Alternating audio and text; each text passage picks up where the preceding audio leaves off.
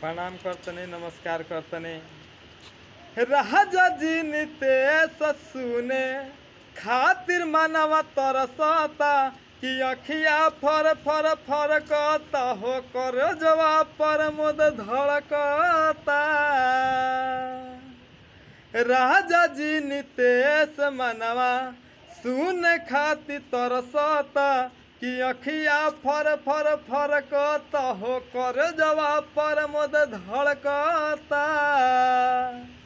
कहियो कापी किताब से न मन भरता, कहियो कापी किताब से न मन भरता।